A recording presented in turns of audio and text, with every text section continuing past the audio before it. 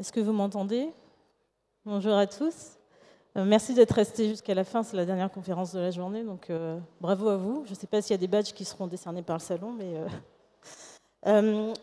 moi je suis Magali Merlin, je vais vous parler du programme ACTE, qui est un programme financé par les certificats d'économie d'énergie, qui est le seul programme transverse à destination des collectivités locales pour les accompagner dans la rénovation énergétique de leur patrimoine public, et seul programme porté par une fédération de collectivités à laquelle j'appartiens. Quand je parle patrimoine public, donc je pense que vous avez tout de suite en tête les écoles, les collèges, les lycées. Donc tout le patrimoine tertiaire, c'est aussi les musées, les gymnases, les salles des sports, les piscines, les salles des fêtes et j'en passe. Donc tous ces bâtiments qui rythment la vie d'une collectivité et de ses administrés. Donc, ACTE, c'est un programme qui a l'ambition d'être un catalyseur d'actions qui vont répondre aux enjeux de la rénovation énergétique de ces bâtiments. Donc ce sont des enjeux qui sont communs aujourd'hui au secteur du bâtiment, mais aussi des enjeux qui sont particuliers liés au monde des collectivités. Donc je ne sais pas quelles sont les structures auxquelles vous appartenez, s'il y a des collectivités qui sont représentées dans la salle, mais peut-être que vous dévoilerez au moment des questions-réponses. Donc avant d'aborder le vif du sujet et l'actualité chaude qui concerne ACTE aujourd'hui, peut-être je vais vous partager quelques chiffres, quelques données qui expliquent pourquoi il est si essentiel pour les collectivités de se lancer dans ces projets de rénovation de leur patrimoine. Donc une donnée déjà bien connue et partagée, c'est que les émissions de gaz à effet de serre du bâtiment représentent un quart des émissions au total du secteur du bâtiment. Ce qui constitue à la fois une opportunité de réduction, notamment pour les collectivités, puisque le bâti des collectivités représente 82% de leur consommation énergétique. Donc une opportunité de réduction de ces consommations, mais également un axe de réduction des charges énergétiques qui pèsent dans le budget des collectivités, puisque cela revient à 76% de la facture énergétique. Là où l'éclairage public ne représente qu'un peu moins de 20%. Sans surprise, le chauffage et l'eau chaude sanitaire, ce sont les postes de dépenses les plus importants au sein de ces bâtiments, avec une donnée intéressante, c'est que par habitant, ce budget énergétique représente 50 € annuels pour chacun d'entre nous et chacun des habitants sur un territoire, en moyenne. Et sachant que la part de l'énergie dans le budget des collectivités n'a cessé d'augmenter et a augmenté de 10% ces 10 dernières années. Et donc forcément, la mise en place de budgets spécifiques d'investissement alloués à la rénovation énergétique doit être anticipée, non seulement pour répondre aux obligations réglementaires du dispositif éco-énergie tertiaire en particulier, mais bien aussi pour avoir une stratégie financière qui soit réfléchie de façon à anticiper aussi les hausses de coûts de l'énergie. Conduire un projet de rénovation énergétique, c'est des investissements spécifiques, avec comme objectif évidemment ces réductions de consommation, mais avec aussi l'idée d'éviter des coûts d'exploitation, de maintenance d'équipements qui sont vieillissants et dont les interventions vont demander de plus en plus d'investissements importants de la part des collectivités.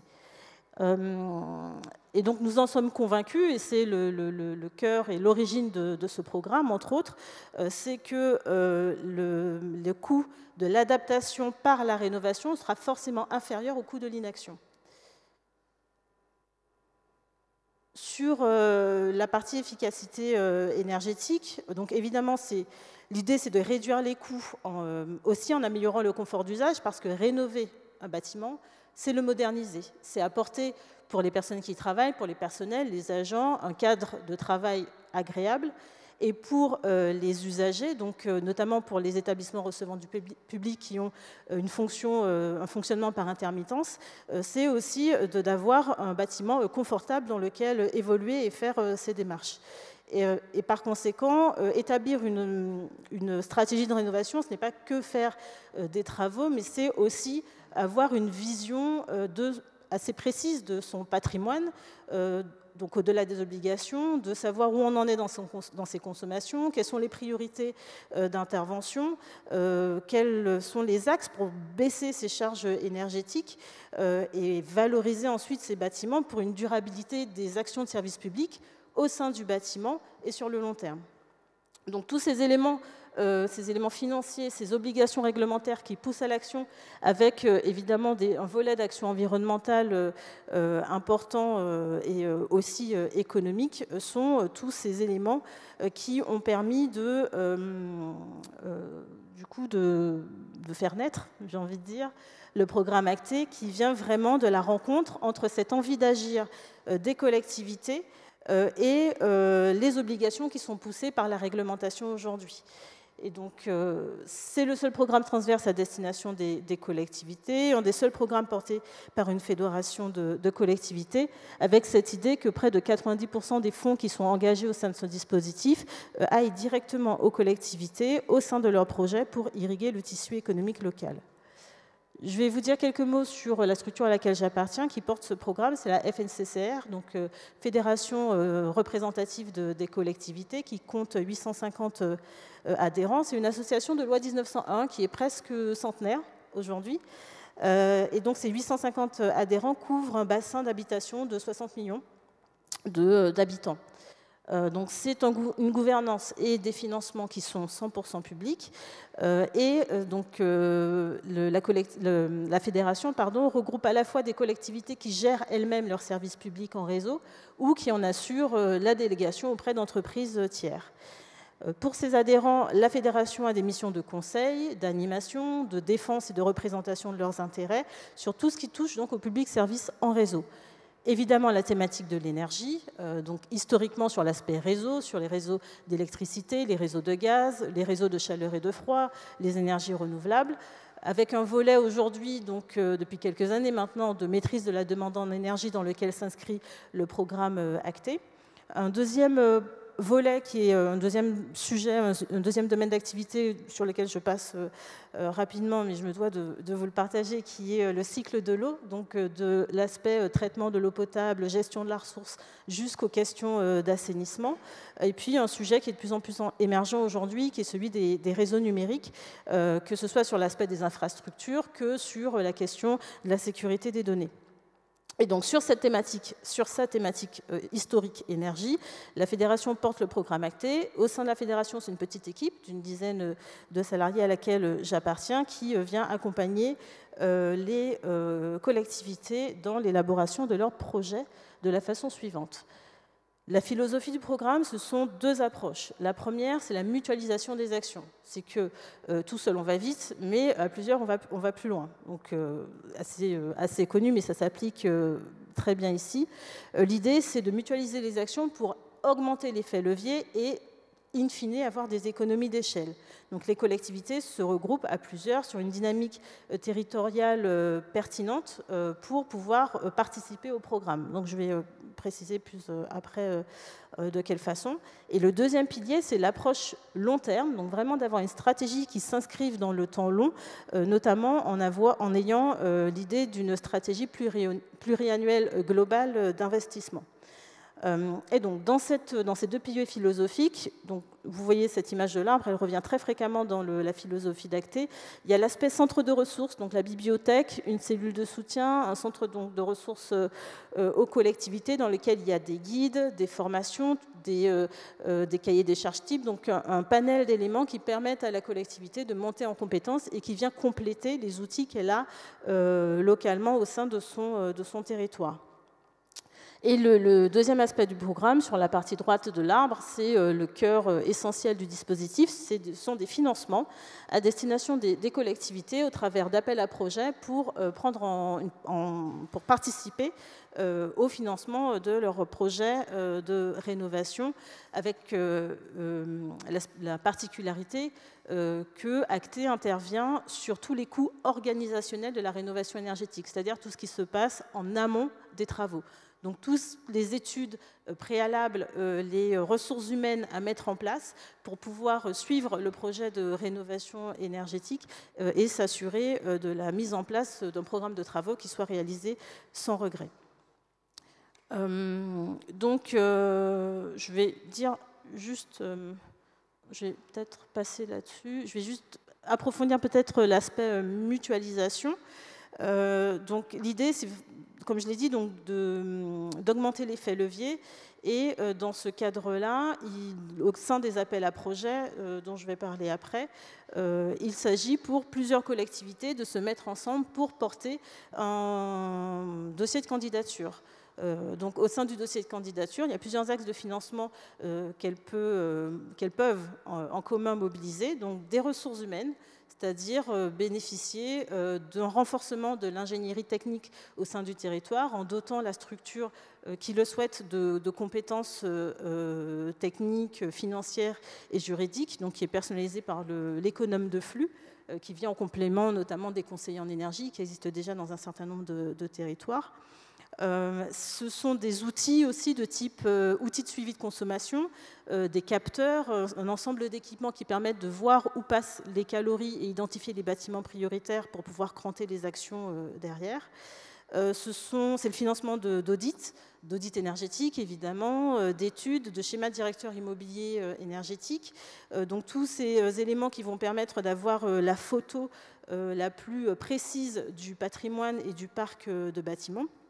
Et le dernier axe de financement, c'est donc les études de maîtrise d'œuvre, donc de façon à pouvoir transformer l'action amont de diagnostic, on va dire, en une action effective sur le terrain en phase chantier.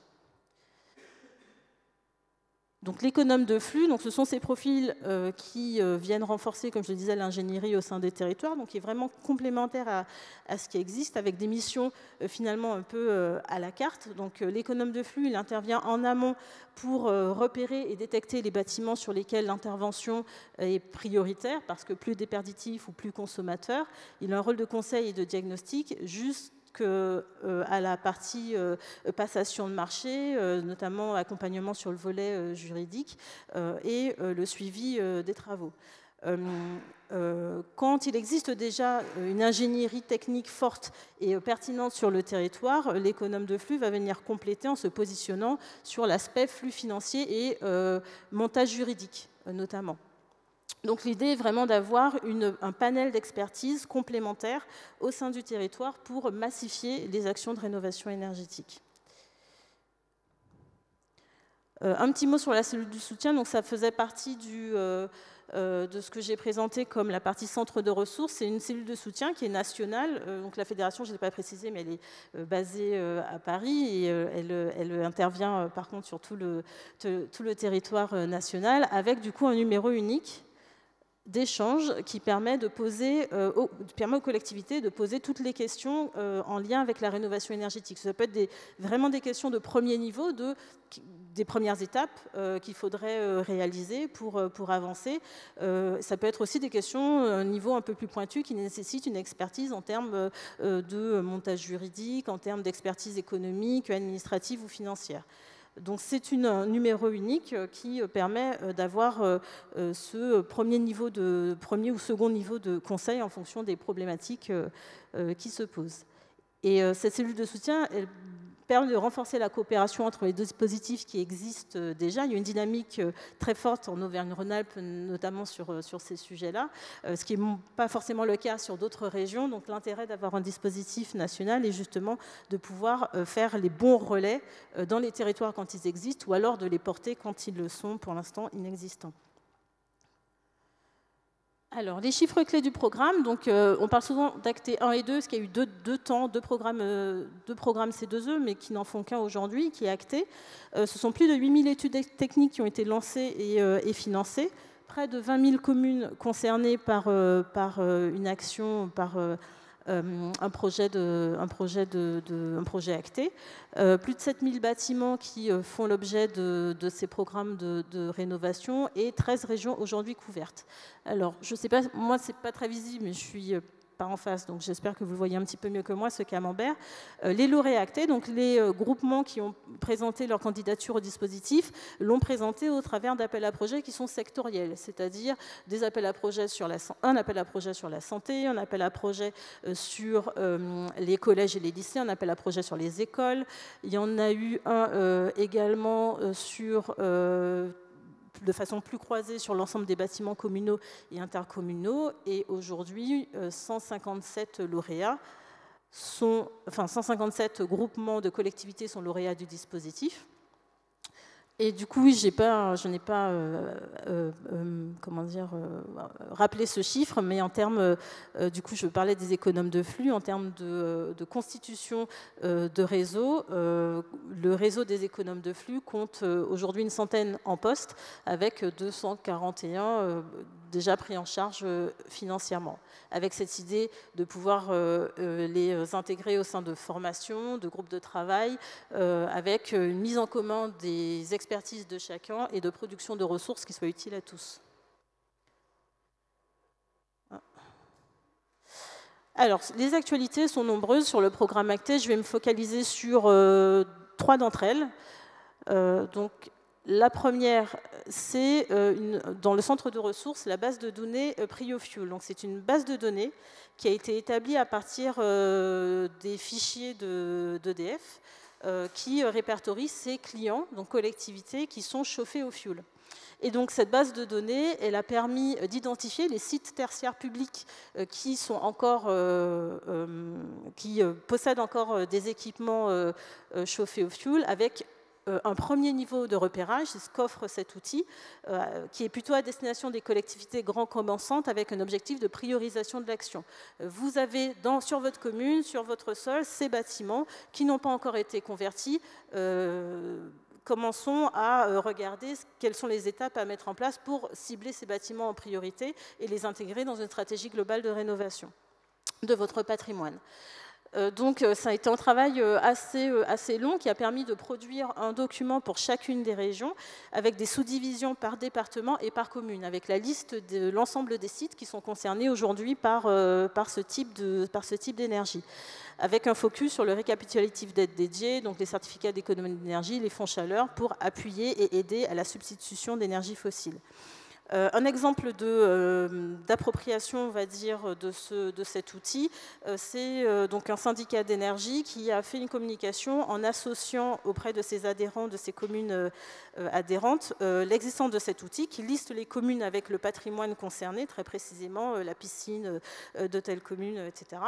Et donc en associant cette base de données, ces informations, avec le contrat d'objectif territorial de l'ADEME qui est en place sur le territoire, pour justement financer la conversion des équipements qui seraient en dessous du seuil de ceux qui sont éligibles au fonds chaleur. Donc, qui du coup permet d'avoir une information directe et ciblée auprès des communes qui sont cibles et qui peuvent être encouragées à anticiper la réglementation sur l'interdiction du fioul. En termes d'actualité, donc, il y a des appels à candidature qui sont encore ouverts, même s'il y en a eu beaucoup ces 2 dernières années ou cette année et demie. L'appel à projet Sequoia, donc je vous l'avais dit, les arbres, ça revient. C'est assez central dans la philosophie du dispositif. Donc l'appel à projet Sequoia, je vais vous en dire un petit mot tout à l'heure. Il y a l'appel à projet Palétuvier, donc encore un arbre, sur les départements et régions d'outre-mer.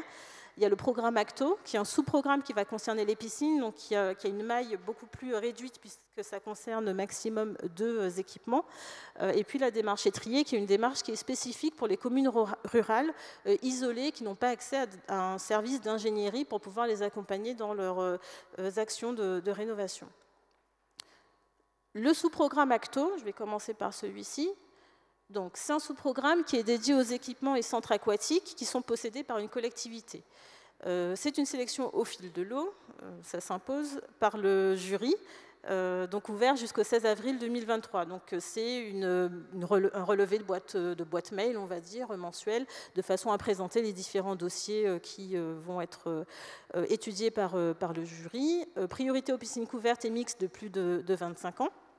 Et donc, en termes de financement et de prise en charge, donc je me rends compte qu'on n'a pas mis les taux de financement sur la slide, mais en tout cas, les deux actions qui sont prises en charge, ce sont des études techniques sur ces équipements et des missions d'assistance à maîtrise d'ouvrage qui sont très variées. Il n'y a pas de liste exhaustive, mais ça peut être donc des études techniques de type audit énergétique ou diagnostic énergétique ou audit énergétique plus globaux. Ça peut être des assistances à maîtrise d'ouvrage en prévision de la mise en place d'un contrat de performance énergétique, pour aussi une AMO pour se mettre en conformité avec le décret tertiaire. Il n'y a pas de format type, en tout cas, toute demande pourra être étudiée en ce sens. Donc, en termes de prise en charge, donc pour la partie étude, c'est 50% du montant de l'étude qui est pris en charge avec un plafond de 10 000 € d'aide. Et pour la partie assistance à maîtrise d'ouvrage, c'est 80% du coût de la prestation plafonné à 3 000 € d'aide. Le deuxième volet de ce sous-programme, c'est celui de la formation à destination des gestionnaires de ces équipements, puisque l'idée est de pouvoir aussi permettre la montée en compétence sur la thématique de la gestion des ressources, que ce soit en eau ou en énergie, qui sont très particulières sur ces sites spécifiques. Donc vous voyez le calendrier, donc comme je le disais, la clôture des candidatures, c'est jusqu'au 16 avril 2023, et du coup avec une prise en charge au fil de l'eau, et une fin d'éligibilité des dépenses au 31 décembre 2023, qui est la date de fin du programme acté. Je vais passer à l'appel à projet Sequoia 3. Donc la troisième session de Sequoia est ouverte depuis le 9 novembre. C'est un appel à projet qui a pour cible tous les bâtiments des collectivités, donc bâtiments communaux, intercommunaux, mais aussi à toutes les strates de nos administrations, avec une aide au financement selon les axes qui va de 30 à 50%. La particularité sur cet appel à projet, il y a 3 focus, ça fait le lien avec l'intervention précédente sur le soutien aux études de confort d'été passif, donc de rafraîchissement passif, sans mobilisation pour éviter la mobilisation de la climatisation. Le deuxième focus, c'est des études qui permettent de définir l'amélioration énergétique des équipements qui aident à la production et à la distribution d'eau potable et d'assainissement, que ce soit sur les bâtiments ou que ce soit sur les process, qui sont très énergivores. Et le troisième focus, c'est celui qui est en filigrane depuis le début, la conversion des équipements vers des énergies décarbonées, et notamment des bâtiments chauffés au fioul. Donc, le calendrier, vous l'avez sous les yeux. L'appel à projet est ouvert depuis le 9 novembre. À la différence du sous-programme ACTO, qui lui est au fil de l'eau, l'appel à projet, il a une date fixe de fin à laquelle tous les dossiers devront être déposés, qui est au 28 janvier de l'année prochaine, donc 28 janvier 2022.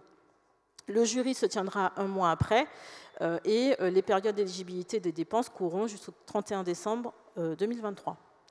Donc voilà pour le programme Sequoia.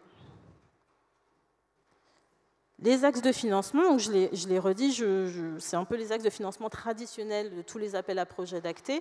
Donc il y a les postes d'économes de flux, donc ces experts qui sont au sein des collectivités pour venir renforcer l'ingénierie technique et aussi apporter un suivi sur les flux financiers et les montages juridiques, toujours avec cet état d'esprit d'avoir à la fois la mutualisation des actions, donc plusieurs collectivités qui présentent un dossier en commun avec une stratégie commune sur leur territoire. Le deuxième axe de financement, c'est celui des outils de mesure, des petits équipements, des capteurs dont je parlais tout à l'heure, des outils de suivi de consommation. Une partie prise en charge sur les audits énergétiques, études de faisabilité, stratégie pluriannuelle d'investissement, donc tous ces éléments préalables à la prise de décision et au passage à l'action.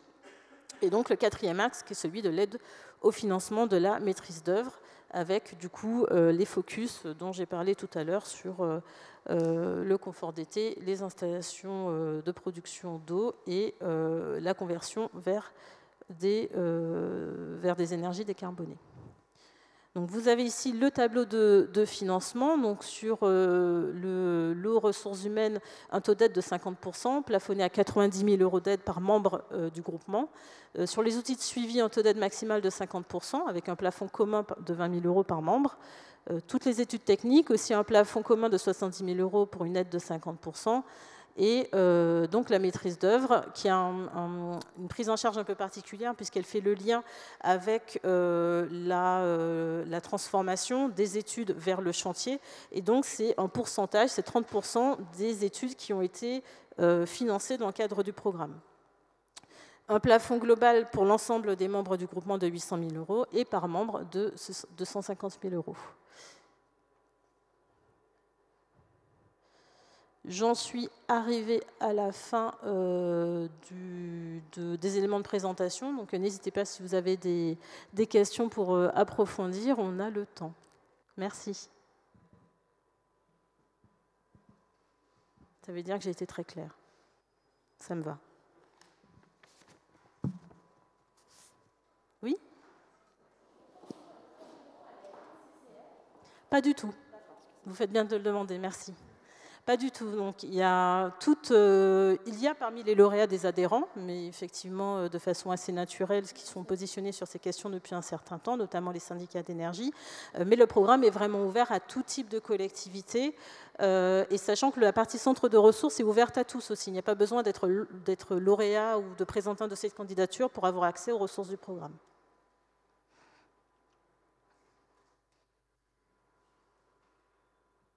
Oui ?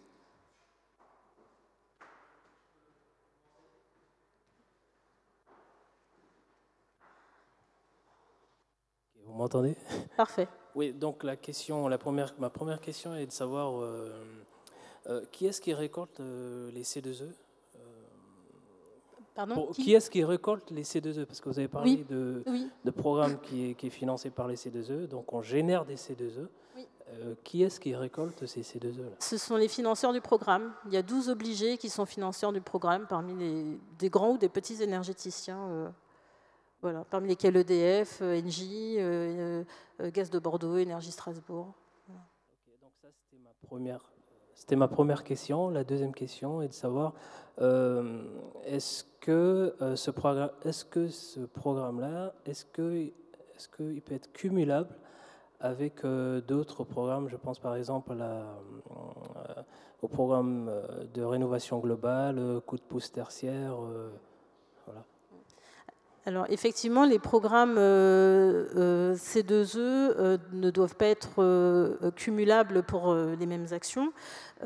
Par exemple, on a un appel à projet au sein d'Acté pour les écoles, pour lequel il y a eu une articulation avec Wattier à l'école, par exemple. Donc pour permettre que les axes de sensibilisation puissent être pris en charge par Wattier et non financés dans le cadre du programme Acté. Donc c'est une complémentarité des programmes C2E. Par contre, le programme est cumulable avec les C2E travaux. Les C2E qui vont être générés par les travaux. Les C2E qui vont être générés pendant les travaux peuvent être évidemment D'accord. mobilisés par les collectivités. D'accord. Et est-ce qu'il est cumulable avec d'autres aides gouvernementales, par exemple les crédits d'impôt Oui, tout à fait. Il est tout à fait cumulable avec les autres aides. Dans le cadre de la candidature, les cofinancements doivent être indiqués, soit parce qu'ils sont déjà en cours ou parce que c'est l'ambition de la collectivité d'aller chercher des fonds européens, d'aller chercher des fonds régionaux. Donc c'est cumulable et complémentaire tant qu'on en a la visibilité pour éviter le double financement, qu'on reste dans les taux maximum de financement. D'accord, très bien. Merci.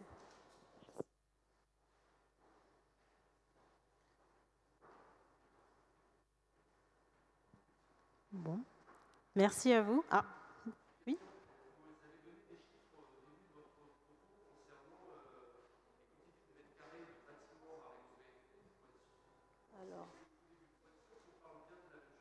Alors attendez. Oui, excusez-moi. Vous avez présenté des chiffres au début de votre présentation, voilà, okay. Et vous avez effectivement évoqué une quantité totale de 280 millions de mètres carrés de bâtiments à rénover en France.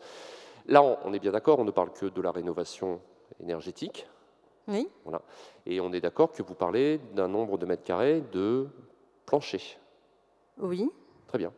Je vous remercie. D'accord, ok. Oui, du coup, on ne le voit pas apparaître sur la slide. Je pensais l'avoir rajouté. Ah si, on la voit tout en bas. Du coup, la source, c'est une enquête de l'ADEME sur l'énergie et le patrimoine communal qui date de 2017. C'est écrit en tout petit. Je vous en prie.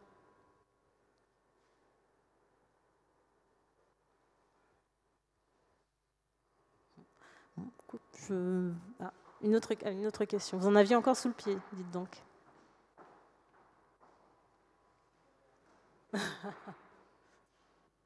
C'est ma dernière question. Est-ce que, par exemple, une collectivité peut décider de faire sa candidature toute seule, c'est-à-dire sans passer par un groupement? Sans passer par un groupement par un regroupement de collectivités. Voilà. Une seule collectivité peut décider de candidater toute seule. Alors là, on touche à la philosophie du programme, effectivement, dans l'idée de massification. On a quand même, dans certains appels à projets, ça a été possible, notamment l'appel à projets sur les collèges et les lycées, puisque d'une part, le département et d'autre part, la région ont quand même une place particulière dans ce type de bâtiment. Et donc, il a été autorisé à une région de candidater seule à l'appel à projet qui s'appelait donc Eucalyptus. Mais le principe sur les appels à projets encore ouverts, notamment donc Sequoia dont j'ai parlé, c'est vraiment d'être à plusieurs. Par contre, le sous-programme des piscines, c'est un sous-programme, donc la collectivité, sur des équipements plus spécifiques comme les équipements aquatiques, peut présenter, enfin doit d'ailleurs présenter une candidature seule. Mais pour les appels à projets,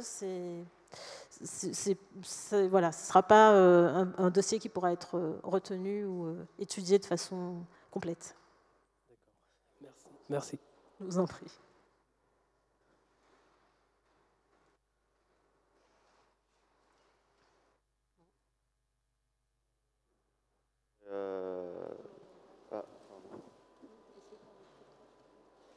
Oui, sur les groupements. Du coup, en soi, une communauté de communes, c'est déjà un groupement de communes et on peut pas du coup candidater en tant que communauté de communes. Effectivement, une communauté de communes qui candidaterait avec ses communes, ça s'est déjà vu. Donc les communes sont aussi partie prenante de la candidature, mais ce n'est pas de la mutualisation, puisque comme vous dites, on a déjà une forme de cohérence préexistante. Donc l'idée, c'est d'aller plus loin. Et donc, que ce soit plusieurs communautés de communes ensemble, une communauté d'agglo avec sa communauté de communes, la région avec le département. Donc, c'est vraiment d'aller plus loin sur la maille de mutualisation sans qu'on n'en impose aucun modèle, parce que, évidemment, c'est la logique locale qui va guider la mutualisation la plus pertinente. Ça, on en est bien conscient.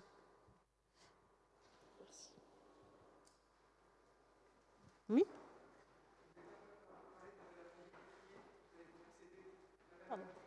Étrier, oui. Étrier. Les communes qui pouvaient être... Pardon. L'appel à projet étrier, j'avais compris que c'était pour justement aller chercher les communes qui pouvaient être isolées. Oui. C'est bien le cas? C'est-à-dire qu'en l'occurrence, sur cet appel à projet-là, elle pourrait répondre toute seule? Oui, voilà, oui, tout à fait. Effectivement, sur la démarche étrier, c'était un éventuel trou dans la raquette qui n'est pas si grand que ça, puisqu'effectivement, on n'a pas beaucoup de communes qui sont dans ce dispositif, mais effectivement, elles pourraient candidater seules avec l'idée qu'on puisse, in fine, réussir à les raccrocher au fur et à mesure qu'elles avanceront leur projet, elles pourront en parler et se raccrocher avec d'autres dynamiques. Et la date d'échéance, du coup, sur ce programme? Étrier, c'est milieu d'année prochaine, juillet 2022, de mémoire. Voilà. Okay, merci. Je vous en prie.